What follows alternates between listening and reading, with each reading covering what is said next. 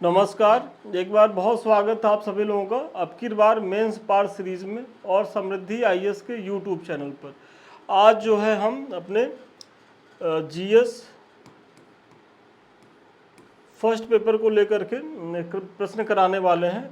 और आज का जो हमारा प्रश्न है, सिंधु घाटी सभ्यता के धार्मिक जीवन के मुख्य अभिलक्षणों को स्पष्ट करते हुए आज के भारतीय जीवन के विकास में सिंधु घाटी के योगदान को जो है, सभ्यता के योगदान को जो है वो रेखांकित करना है। 12 अंक का प्रश्न है। तो आइए बिना समय गंवाए प्रश्न देखते हैं। देखिए, आगे बढ़ने से पहले ये शेड्यूल है हमारा मॉर्निंग में 9 बजे और इवनिंग में 4 बजे प्रत्येक दिन प्रत्येक पेपर से मंडे टू फ्राइडे इस समय हम प्रश्न करवाते हैं। और न केवल प्रश्न करवाते हैं बल्कि इसका मॉडल आंसर भी हम आपको देते हैं। साथ ही साथ वीकली करंट अफेयर्स भी है जो प्रत्येक शनिवार को सुबह 9 बजे आता है। तो आप इस समय जो है चैनल पे तो ज़रूर बने रहिए, क्योंकि अगर आप इस समय चैनल पे बने रहेंगे तो आपको डेली न केवल 2 प्रश्न मिलेगा, उसका मॉडल आंसर भी मिलेगा, और वीकली जो करंट अफेयर्स हैं, जो आप लोगों के लिए बड़ी समस्या की बात होती है करंट अफेयर्स, क्योंकि जब भी हम क्लास में रहते हैं तो उस समय बच्चे अगर हमारे पास सबसे ज़्यादा क्वेरी लेकर के आते हैं कि सर करंट अफेयर्स के लिए क्या करें, तो वहाँ तो हम कहते हैं कि आप देखिए डेली न्यूज़पेपर पढ़िए, क्योंकि खुद से न्यूज़पेपर पढ़िए, वहाँ से चीज़ें आप नोट करिए। दूसरी चीज़, मंथली जो भी आपकी एक मैगजीन है वो पढ़ते रहिए। और लास्ट में आप अपने द्वारा जो बनाया गया करंट अफेयर्स का जो नोट्स है, मंथली मैगजीन है, और ये हमारा जो यूट्यूब के जो हमारे वीडियो हैं, इतना आप देखिए, इससे काम हो जाएगा। अगर आपका बहुत पढ़ने का मन करेगा तो लास्ट में घटना चक्र की जो आई दृष्टि आती है या घटनासार आती है, दोनों में से कोई एक देख लीजिएगा। तो इतनी चीज़ें कर लीजिएगा तो आपका करंट अफेयर्स कहीं से दिक्कत नहीं होगा। लेकिन अगर ये सोच रहे होंगे कि हम परीक्षा के समय ही करंट अफेयर्स करके निकल जाएंगे, तो विश्वास मानिए, इधर जो रिजल्ट खराब हो रहा है अच्छे अच्छे बच्चों का, वो करंट अफेयर्स कर रहा है। क्योंकि स्टैटिक्स वाले पोर्शन में जनरली वो अच्छा कर रहा है, लेकिन करंट अफेयर्स जहाँ बहुत अच्छा करने की संभावना होती है वहाँ से चूक रहे हैं और प्रीलिम्स से बाहर हो रहे हैं। तो इसलिए आप करंट अफेयर्स को बहुत हल्के में मत लीजिएगा, नहीं तो ये वाकई में शॉकिंग होता है जब ये करंट लगता है। तो ठीक है, इस समय चैनल पे बने रहिए। तो आइए देखते हैं। हर बार की तरह एक छोटी सी आप भूमिका दीजिए, और चूंकि भूमिका में सिंधु घाटी सभ्यता के धार्मिक जीवन की बात है, तो सबसे पहले सिंधु घाटी सभ्यता के बारे में ही 10 से 15 शब्दों में बता दीजिए। यही आपकी जो है वो भूमिका हो गई। और इसके तहत आप बताइए कि सिंधु घाटी सभ्यता के समय को लेकर के विद्वानों में एक मत नहीं है, किंतु मोटे तौर पर 3300 ईस्वी पूर्व से 1700 ईस्वी पूर्व के बीच इसका समय जो है वो माना जाता है। यह एक विस्तृत सभ्यता थी जो आधुनिक अफगानिस्तान, पाकिस्तान एवं भारत के कश्मीर, पंजाब, हरियाणा, राजस्थान, गुजरात, उत्तर प्रदेश, महाराष्ट्र राज्य में विस्तृत थी। मतलब आप परिचय के तहत ये बता रहे हैं कि जो सिंधु घाटी सभ्यता थी उसको लेकर के विद्वानों में एक मत तो नहीं है कि इसका समय कब है और इसका पतन कब हुआ, लेकिन जो सर्वमान्य मत है जिसपे लगभग सभी विद्वान सहमत हैं, वो ये है कि 3300 ईस्वी पूर्व से इसका प्रारंभ होता है और 1750 ईस्वी तक आते आते इसकी चीज़ें जो है वो पतनोन्मुख हो जाती हैं। मतलब पतन की स्थिति तो 1900 ईस्वी पूर्व से ही शुरू होती हैं और 1750 ईस्वी तक आते आते ये काफ़ी जो है वो डिक्लाइन कर जाती है। यही आप बता रहे हैं। और इसका अगर विस्तार की बात की जाए तो जो आधुनिक पाकिस्तान है, अफगानिस्तान है, गुजरात है, कश्मीर है, पंजाब है, हरियाणा है, पश्चिमी उत्तर प्रदेश है, फिर नीचे आप जाएंगे तो एमपी है, महाराष्ट्र है, यहाँ तक इसका विस्तार रहा है। जहाँ तक सिंधु घाटी सभ्यता के धार्मिक जीवन के प्रमुख अभिलक्षणों का प्रश्न है, तो इसकी जानकारी निम्न पुरातात्विक स्रोतों से होती है। देखिए, भूमिका के बाद तुरंत जो है बकवास नहीं करना है, डायरेक्ट अपने प्रश्न की जो मूल डिमांड है उस पर आ जाना है, धार्मिक जीवन के प्रमुख अभिलक्षण। और देखिए वही आप कर रहे हैं। आपको भी मुख्य परीक्षा में इसी अप्रोच के साथ आगे बढ़ना है, क्योंकि अब मुख्य परीक्षा जो है आपके ज्ञान के साथ साथ आपके राइटिंग स्किल की भी परीक्षा है। अगर आप कितनों ज्ञानी हैं, 3 घंटे में प्रश्न पत्र को नहीं करके आ रहे हैं, प्रश्न आपका छूट रहा है, तो फिर आप मुख्य परीक्षा पास नहीं करेंगे। आप कम ज्ञानी हैं, आपकी राइटिंग स्पीड अच्छी है, आपको लिखने अच्छे से आता है, तो आप पास करेंगे। और लिखना अच्छा आता है, ये देखिए ये एक ऐसा मूल्य है कि जिससे आप परिश्रम के द्वारा बेहतर कर सकते हैं। इसीलिए हम बार बार कहते हैं कि मुख्य परीक्षा में आंसर राइटिंग की बहुत ज़्यादा उपयोगिता होती है, क्योंकि आंसर राइटिंग के माध्यम से ही आप न केवल आपको प्रश्न को कैसे डिकोड करना है, कैसे भूमिका लिखनी, कैसे निष्कर्ष लिखना है, कैसे बीच का पार्ट लिखना है, कहीं हम अनावश्यक लेखन तो नहीं कर रहे हैं, कहीं हम जो पूछा जा रहा है वो ना बता करके बिखर तो नहीं रहे हैं। ये सारी चीज़ें आप टेस्ट सीरीज के माध्यम से सीखेंगे। आप अपनी स्पीड भी टेस्ट सीरीज के माध्यम से मेंटेन कर पाएंगे। तो टेस्ट सीरीज से ज़रूर जुड़िए और इस समय जो भी बच्चे मुख्य परीक्षा दे रहे हैं वो खूब आंसर राइटिंग करें, क्योंकि लिखने का कोई विकल्प है ही नहीं है। जितना आप यहाँ आंसर राइटिंग करके जाएंगे मुख्य परीक्षा में उतनी ही सहज स्थिति में आप रहने वाले हैं। तो ये आप बता रहे हैं कि चूंकि पुरातात्विक स्रोतों से ही जो है वो सिंधु घाटी सभ्यता के बारे में जानकारी मिलती है। साहित्य तो वहाँ मौन है, मौन इसलिए कि जो लिपि है वो अभी तक पढ़ी ही नहीं जा सकी है। तो और पुरातत्व के तहत कौन से पुरातत्व हैं, तो मोहरे हैं, मूर्तियां हैं, समाधान केंद्र है, यज्ञ की वेदिकाएं हैं, स्नानागार है, एवं कई जगह से मिली ताबीजों आदि से पता चलता है कि ये प्रकृति के जो है पूजक थे। जैसे वनस्पतियों, जल, नदियों और वायु की ये पूजा करते थे। मतलब ये जो पुरातात्विक स्रोत है इनसे पता चलता है कि जो सिंधु घाटी सभ्यता के लोग थे वो प्रकृति की पूजा करते थे। उसमें विभिन्न प्रकार की वनस्पतियां थी, जल मतलब नदियां थी, और वायु की पूजा करते थे। ये पशुओं की भी पूजा करते थे, और इसका प्रमाण मिलता है कि पशुपति शिव की मोहर पे एक श्रृंगी पशु, गैंडा, हाथी, कुबड़ वाला जो बैल है उसका चित्रांकन हुआ है। और इसी तरीके से आपको अपने दावे के पीछे प्रमाण देना है। यदि आप बता रहे हैं कि वो प्रकृति पूजक थे तो उसका प्रमाण दीजिए। आप पशुपति शिव की जो मोहर मिली है उस पर बहुत से पशुओं की आकृति मिली है, फिर मातृ देवी की मूर्ति मिली है, तो वहाँ से जो है उनके गर्भ से वृक्ष का पौधा निकल रहा है। ये सब जब तक आप उदाहरण नहीं देंगे तब तक आपका उत्तर कहानी की तरह लगेगा, और कहानी लिखने से अंक नहीं मिलेगा। मतलब आपके दावे की पुष्टि के लिए तथ्य, तर्क, प्रमाण बहुत जरूरी है। अगर धरती की पूजा करते थे तो मातृ देवी की पूजा। फिर समाधान केंद्रों से पता चलता है कि ये आत्मा और पुनर्जन्म को मानते थे। कैसे पता चलता है कि ये आत्मा और पुनर्जन्म को मानते थे? वो इसलिए क्योंकि इनके तहत जो समाधान केंद्र मिले हैं वहाँ बहुत से मतलब जो खाद्यान्न हैं उनको मतलब मृतक के साथ दफनाए जाते थे, या मृतक का जो प्रिय पालतू पशु होता था उसका दफन किया जाता था, या मृतक के साथ जो बहुत प्रिय होता था जब उनकी डेथ होती थी तो उसी कब्र में उनको भी दफनाया जाता था। कि मतलब ये उम्मीद के साथ किया जाता था कि जो सामान या जो वस्तु का दफन हम कर रहे हैं मृतक के शरीर के साथ, कि जब वो पुनः जीवित होगा तो उसको ये सब चीज़ों की प्राप्ति हो जाएगी। तो ये चीज़ें हैं।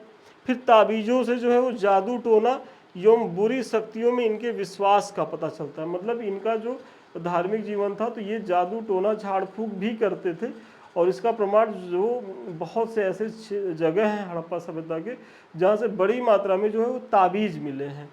तो आप इनका भी उल्लेख जो है वो करिए।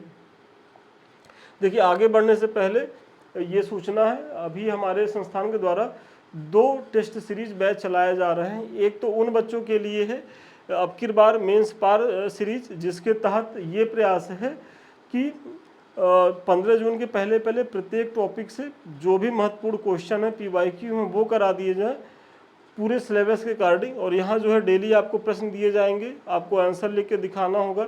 डेली आपकी जो है वो कॉपी का मूल्यांकन होगा, और फिर जो है वो आपको मॉडल आंसर भी दिया जाएगा। इसी तरीके से हमारा जो दूसरा बैच है, ये पुराना PPT लग गया है, जो दूसरा है वो हमारा शून्य से शिखर बैच है, और उसमें भी यही प्रक्रिया है।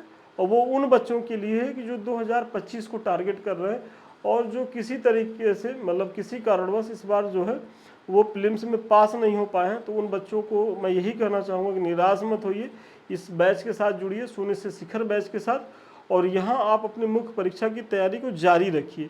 क्योंकि PT पास होने के बाद अगर आप मुख्य परीक्षा में बेहतर नहीं कर पाते हैं तो फिर तो आप उसी स्थिति में आ गए पूर्ववत स्थिति में, और ये आपके साथ इतनी ही उपलब्धि जुड़ जाएगी कि आप जो है पीटी चैंपियन बन जाएंगे। लेकिन और कोई जीवन की बड़ी उपलब्धि नहीं मिलेगी जब तक आप सिलेक्शन नहीं लेंगे। और सिलेक्शन लेने का एक ही मंत्र है कि आप जो है पीटी भले 2 बार 3 बार लगा दीजिए पास होने में, लेकिन जब एक बार पीटी पास करिए तो फिर इस पीसीएस के जो जीवन चक्र है इससे मुक्ति पाइए। मतलब एक ही बार में फाइनल सिलेक्शन लेके निकल जाइए। और वो वही बच्चे कर पाएंगे जिनकी मुख्य परीक्षा को लेकर के तैयारी बहुत ही टॉप क्लास की होगी। और इसी के तहत हमारा इस बैच का प्रयास है, जो हमारा सेकंड बैच है शून्य से शिखर बैच। हम यहाँ उन बच्चों को बुला रहे हैं कि जो 2025 में पीटी देंगे या इस बार जो किसी कारणवश रह गए वो आए और अपनी मुख्य परीक्षा की चीज़ें अपनी करते रहें। और इस बैच में हम 15 अगस्त तक जो है प्रत्येक टॉपिक से जो भी महत्वपूर्ण क्वेश्चन है वो करा देंगे, ताकि उसके बाद आप फ्री होकर के प्रीलिम्स दीजिए और फिर मुख्य परीक्षा में बैठिए और फाइनल सिलेक्शन लीजिए। अधिक जानकारी के लिए 7303307507 पे आप संपर्क कर सकते हैं। इसी तरीके से आपकी कॉपी आएगी, प्रॉपर वे में चेक किया जाएगा, जो भी कमी रहेगी वो बताई जाएगी और फिर मॉडल आंसर भी आपको दिया जाएगा। और ये प्रत्येक टेस्ट का मॉडल आंसर, ऐसा नहीं है कि हम फर्स्ट पेपर दिए सेकंड नहीं, जितने भी टेस्ट पेपर होंगे, और यहाँ तो करीब करीब आपको 500 प्रश्नों का जो है वो मॉडल आंसर मिलने वाला है। तो सोचिए यदि 500 प्रश्नों का मॉडल आंसर आपके पास है, आप उसको ही रिवीजन करके जाते हैं, तो कितनी अच्छी स्थिति में आप अपनी परीक्षा में रहने वाले हैं। इसका लाभ तो आप लोग जरूर उठाएं। फिर अगर इनकी पूजा पद्धति, चूंकि धार्मिक जीवन के बारे में पूछ रहा है, तो बताइए कि भाई धार्मिक जीवन में इनकी पूजा पद्धति कैसी थी। तो ये मूर्ति पूजा करते थे, बिल्कुल करते थे, इनका प्रमाण मिला है, बहुत सी मूर्तियां मिली हैं। यज्ञ का भी प्रमाण मिला है, जैसे कालीबंगा से आप देखेंगे तो यज्ञ की वेदिकाएं मिली हैं। और लिंग एवं योनि की पूजा जो है वो नज़र आती है, जो आज हम करते हैं शिवलिंग की पूजा, तो वो भी नज़र आती है। फिर पुरोहितों की प्रतिष्ठा थी, उसका प्रमाण कैसे मिलता है कि जितने भी महत्वपूर्ण हड़प्पा केंद्र थे वहाँ पुरोहितों की मूर्तियाँ बहुतायत मात्रा में मिली हुई हैं। आप देखते होंगे कि एक मंगोलायट टाइप का एक व्यक्ति रहता है और वो एक तिपतिया फूल टाइप की गमछा लगा करके, वही जो मूर्ति वो पुरोहित की मूर्ति है। और ऐसी चीज़ों को आप लोग गूगल करके भी थोड़ा सा देख लिया करिए। यहाँ चूँकि हम बोलते तो हैं लेकिन सीमा होती है, कितना दिखा देंगे, तो थोड़ा सा स्मार्ट काम करिए। कभी कभी आप इधर भी मन लगाया करिए, रील्स उस थोड़ा कम देखें, तो इसका भी आप लोग हेल्प करिए लीजिए। इनके धार्मिक जीवन में विविधता थी, जिसके बीच से इन्होंने शांतिपूर्ण सहअस्तित्व के जीवन पद्धति का जो है वो विकास कर लिया था। मतलब ये जो है धार्मिक रूप से सही लोग थे, मतलब इनमें धार्मिक टकराव नहीं था। और ये विभिन्न धर्म को मानने के साथ साथ, मतलब पूजा पद्धतियाँ अलग अलग तरीके की थी, लेकिन फिर भी ये शांतिपूर्ण सहस्तित्व तरीके से ये जीवन यापन करते थे। और फिर आपका ये प्रश्न का एक पार्ट हो गया। अब दूसरे पार्ट के तहत बताइए कि इनके धार्मिक जीवन का वर्तमान के भारतीय जीवन में क्या प्रभाव है। तो आप इसको बताइए कि प्रकृति पूजा हो रही है, मतलब जो सिंधु घाटी सभ्यता में जो प्रकृति पूजा थी वो वर्तमान में भी वो पूजा हो रही है। आज भी जो है हम पीपल, वट वृक्ष आदि की जो है वो पूजा करते हैं। हम अपने आंगन में ही तुलसी जी को स्थापित करते हैं, उनको जल देते हैं। फिर इसी तरीके से बेल पत्र जो है, बेल का जो पौधा है उसको लगाते हैं शंकर भगवान पे चढ़ाने के लिए। या फिर तमाम तरीके की वृक्षों की पूजा हो ही रही होगी, आप लोग देख ही रहे होंगे। फिर पशु पूजा भी हो ही रही है। वर्तमान में कुबड़ वाले बैल की जो है वो पूजा होती है, आज भी उसको हम लोग नंदी महाराज के रूप में पूजते हैं।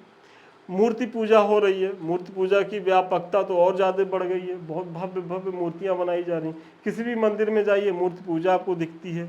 यज्ञ का विधान वर्तमान में भी है, भाई नवरात्र होता है, आप यज्ञ करते हैं, या जो बड़े बड़े धार्मिक आयोजन होते हैं तो उसका जो अंतिम होता है वो यज्ञ के माध्यम से ही संपन्न होता है, तो यज्ञ भी हो रहे हैं। फिर टोटमवाद भी है, मतलब वही झाड़ फूक जादू टोना जो ताबीज वाली परंपरा थी वो यहाँ भी है। लिंग यौन की पूजा हो ही रही है। समाज में जो है वो पुरोहितों की प्रतिष्ठा वर्तमान में भी है, आज भी जो है धार्मिक जो भी अनुष्ठान होते हैं वो पुरोहितों के माध्यम से ही हो रहे हैं। आज भी जो है विविधता के बीच सहअस्तित्व की भावना है, मतलब जैसे हमारे सिंधु घाटी सभ्यता के लोग थे कि विविधता में एकता बनाए रखे हुए थे। आज भी अगर देखा जाए कि जो हिंदू धर्म में कहा जाता है कि 33 लाख जो है वो देवी देवता है, फिर भी जो है वो धार्मिक जो है एक सामंजस्य बना हुआ है और एक जो हिंदू धर्म की चीज़ें हैं वो यूनाइट की हुई हैं और लोग शांतिपूर्ण तरीके से रह रहे हैं। तो ये सब प्रभाव ऐसा तो है नहीं कि वर्तमान में है, ये कहाँ से चला आ रहा है, तो ये सिंधु घाटी सभ्यता से चला आ रहा है और आपको अपने प्रश्न के दूसरे पक्ष के तहत इसी को जो है वो दिखाना था। अब बता दीजिए छोटा सा निष्कर्ष कि इस प्रकार उपर्युक्त विवरण से स्पष्ट है कि सिंधु घाटी सभ्यता के धार्मिक जीवन की कई बातें वर्तमान समय में भी जो है वो अनवरत जारी हैं और आपको भूमिका या निष्कर्ष में इससे ज़्यादा शब्द खर्च करने की ज़रूरत नहीं है, क्योंकि अब वो स्कोप नहीं है। आप बहुत ज़्यादा शब्द खर्चा करेंगे भूमिका या निष्कर्ष में तो आपका तो या तो बीच का पार्ट छूटेगा या तो फिर बाद में आप प्रश्न छोड़ के आएंगे, या अगर प्रश्न नहीं भी छूटेगा तो प्रश्न में जो उत्तर की गुणवत्ता है वो प्रभावित होनी तय है। बहुत से बच्चे अभी हमारे पास जो टेस्ट सीरीज बैच हमारा जो चल रहा है उसमें बच्चे देते हैं, तो जो हम फुल बैच करा रहे हैं तो वहाँ मैं देखता हूँ कि स्टार्टिंग के 2 4 6 क्वेश्चन तो इतना सुंदर राइटिंग में कि पूछिए नहीं, और उसके बाद में वो ऐसा लिख रहे हैं कि वो केवल वही समझ सकते हैं कि लिखा क्या गया। तो ये सब अप्रोच नहीं चलेगा। आप टाइम वाइज अपने उसमें दीजिए, और हमारा तो ये कहना होता है कि जो स्टार्टिंग के 1 से 10 क्वेश्चन उसको 1.25 घंटे में किसी कीमत पे निपटा दीजिए। 1 घंटा 15 मिनट से 20 मिनट के बीच में उसको ख़त्म कर लीजिए, क्योंकि उससे ज़्यादा यदि दे रहे हैं तो फिर चूँकि उधर 11 से जो 20 नंबर तक के क्वेश्चन होते हैं वो 12 अंक के होते हैं और वहाँ फिर समय कम पड़ जाएगा। और वहाँ का अगर लास्ट में 2-3 प्रश्न भी छूटा तो 12, 12, 24, 36 मतलब 36 नंबर का प्रश्न अगर आप छोड़ के आ गए तो आप किसी कीमत पे जो है इसकी भरपाई नहीं कर सकते, आप मुख्य परीक्षा से बाहर जा रहे हैं। तो इसीलिए टू द पॉइंट लिखिए, कम लिखिए, टू द पॉइंट लिखिए और जो है प्रश्न पत्र को पूरा करके इतना करके आएंगे मुख्य परीक्षा पास कर जाएंगे। तो आज के प्रश्न का उत्तर यहीं तक था और मुझे बहुत भरोसा है कि इस प्रश्न के माध्यम से न केवल मैंने आपको एक प्रश्न कराया बल्कि मुझे पूरा विश्वास है कि यहाँ आप ये सीखे होंगे कि भूमिका कैसे लिखनी है, निष्कर्ष कैसे लिखना है, प्रश्न के सभी डायमेंशंस को कैसे टेस्ट करना है, उसके बारे में भी जो है हम बता पाए होंगे। देखिए ये कुछ लिंक्स हैं, एक तो हमारा टेलीग्राम है, आप लोग इससे जुड़िए क्योंकि यहाँ बहुत सी जानकारी जो है हमारे संस्थान के लोगों द्वारा आपको निःशुल्क प्रोवाइड करवाई जाती हैं। कोई भी परीक्षा से उपयोगी जानकारी होती सबसे पहले यहाँ आपको मिल जाएगी। ये हमारे 2 यूट्यूब चैनल है, एक तो समृद्धि IAS का जिससे हम आप अभी रूबरू हो रहे हैं, ये आप ही का चैनल है और इसे अभी तक आपने बहुत सहयोग दिया है, तो हम ये उम्मीद करते हैं कि इससे आगे भी बढ़ाएं। लाइक करें, सब्सक्राइब करें, शेयर करें। और ये second channel Sandeep Mishra official, यदि अभी तक आप लोगों ने इसे नहीं सब्सक्राइब किया तो इसे भी सब्सक्राइब करें, क्योंकि यहाँ भी बहुत से वीडियो आपके काम के पड़े हैं और टाइम टू टाइम आते भी रहते हैं। और अगर हमसे बात करना हो या हमारे किसी भी बैच से जुड़ना हो तो 7303307507 पे आप संपर्क कर सकते हैं। ऑफिस के लोग और बेहतर बताएंगे।